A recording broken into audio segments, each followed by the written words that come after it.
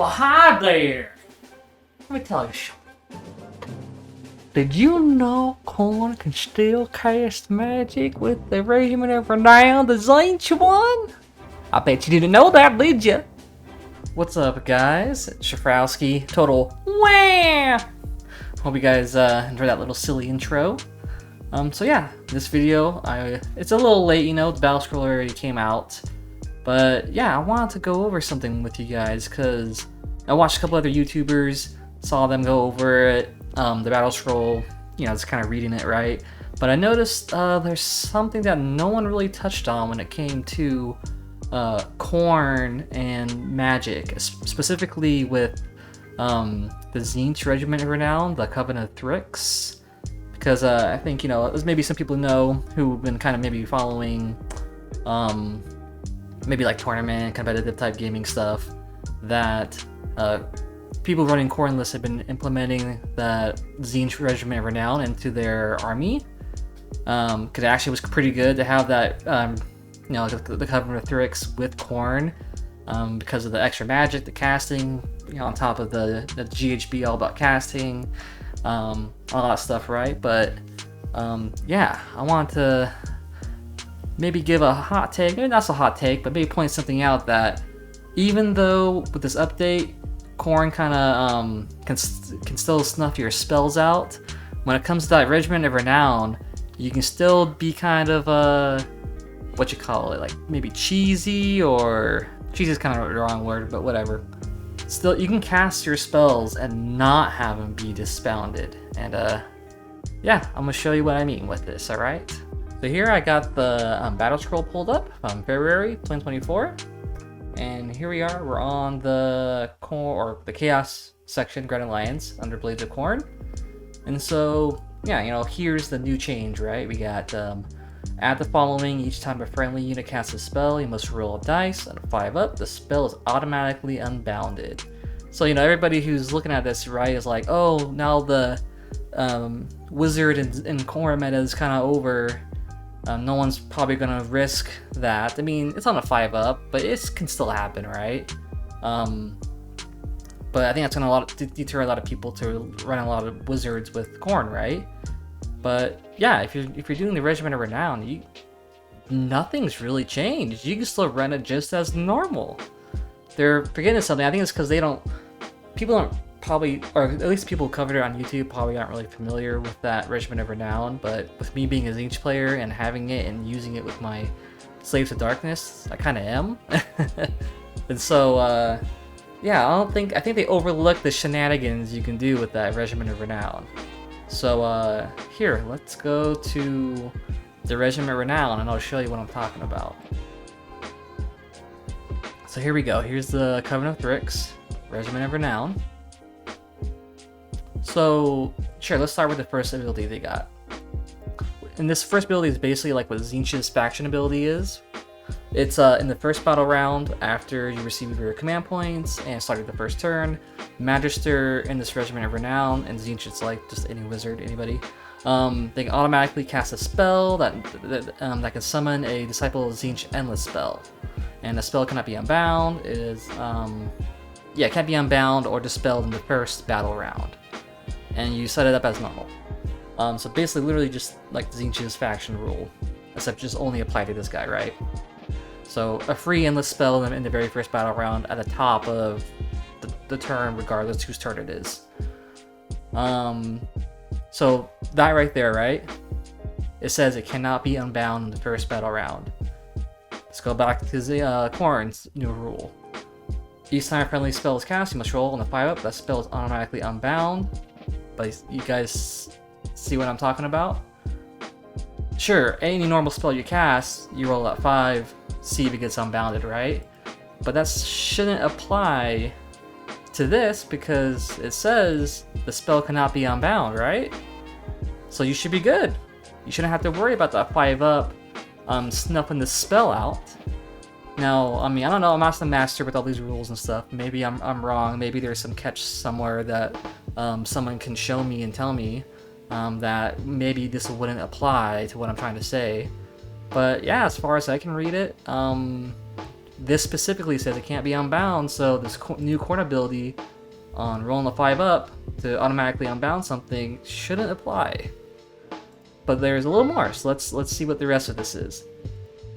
So this is the kind of the shenanigans he can do, which is pretty fun, which is actually pretty fun to run him. So his shenanigan is once per turn at the end of the phase in which a horror has died. As long as that horror was wholly within 12 of the Magister, you can pick an endless spell on the battlefield that was already summoned previously, remove it, and then if you do so, you can pick another endless spell from your list, which is all 3 Tzeentch's endless spells, and set it up just as its normal like summoning rules. And then it shows the 3 endless spells, right? So, you know, with the sigil, it's like you can set it up within 18 inches. Tome of Eyes, it's just like a buffing thing, so it's within 1 inch. The Demonic Simulacrum, that's a predatory endless spell, so that's gonna be, it has like a 12-inch casting range with that, so you just set it up 12 inches. And then here's the cool part, the fun part. As soon as you do that, let's see, where is it?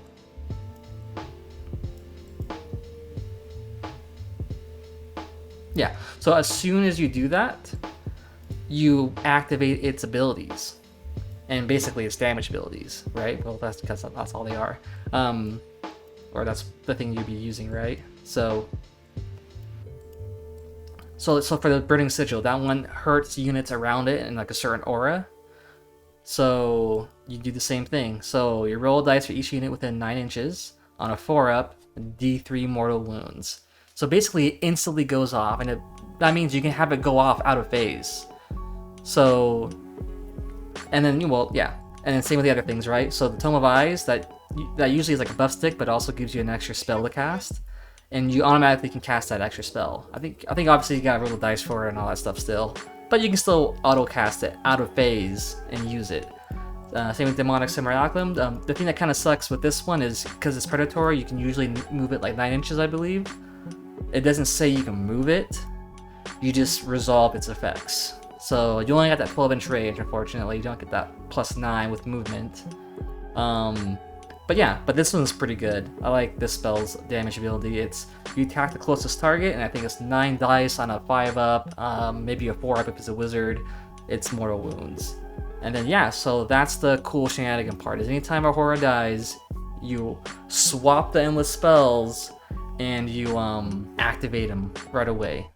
So yeah, this is kind of like the shenanigan thing I'm talking about.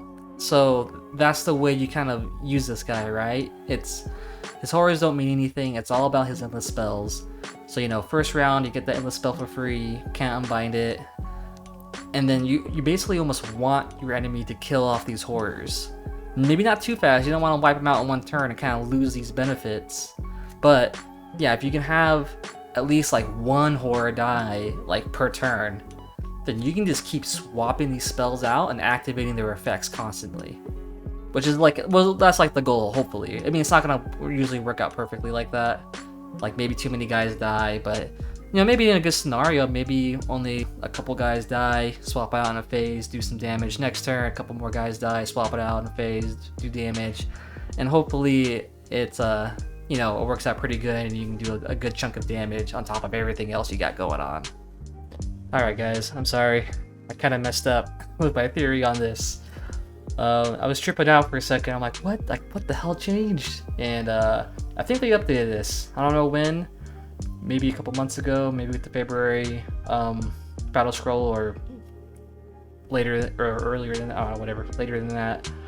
But yeah, my theory with this was, like I was saying, the shenanigan thing of popping out these endless spells every time a horror dies. The reason why is because you can see this is the new one right here. And on it, it's missing something. And I found the old one, which is what I thought it still was, but it's not anymore. So this is the old one, the old rules for the Covenant of Thrix. And this is the part that I messed up on. So it used to say a spell cannot be unbounded. So every time a horror dies and you swap out those endless spells, the rule used to be is it cannot be unbounded during that. I'm assuming that phase. It doesn't give a time frame. But I'm assuming at least the phase it comes out in. And yeah, and then you set it up as normal. So because I remember that, I'm thinking like, Well, it doesn't get unbound. It doesn't get unbound in the very beginning, and doesn't get unbound when you swap it out. Like, so the Khorne rule of like rolling the 5 up to the spell will just never apply. So you can still just keep casting out these spells, and you're good to go. You don't have to worry about them going away. But nope, made a mistake. I thought that was still the rule. It's not. It's now this one, so they removed it. But regardless of that change, though, it's still probably better than nothing. Probably better than any other maybe wizard you can ally into Khorne, just because in the first battle round you at least get the first one free because it can't be unbound, and the fact that there's those endless spells. So and you can still do the mechanic of swapping them out. You'll still have to roll the 5 up. Hopefully it doesn't get stuffed out, but just that mechanic by itself is probably better than just having a typical wizard in there if you can ally that in with Khorne. So still, it might be a good pick. Maybe not as good as it was, but I just wanted to point it out there. At least the beginning part is what I remembered and still correct. So at least in the first round, it won't be unbalanced. So you can still do that shenanigan with Khorne. I think a lot of people are probably overlooking that, and it will still probably be pretty decent, just not the best thing you can do. And then once the GHB changes, like, you know, this crap probably won't even matter anymore because no one's gonna care about wizards in their army because it'll be something different. But yeah, that's what I wanted to share with you guys. Show you guys this little change because nobody's been talking about it. Yeah, hope you guys enjoyed it. Hope you thought it was interesting, at least. Yeah, you know, if you like this, please, typical YouTube crap, like, subscribe, all that stuff. Super simple, just click a button if you liked it. You know, it helps me out a lot. I appreciate it. Sometimes I go on Twitch and live stream painting or just playing some games. So if you guys like Twitch live stream stuff, follow me there, hang out if you like if you want to come by, hang out, say hi. That'd be cool. And yeah, I'll see you next time with some more hobby fun. So see you guys later. Adios.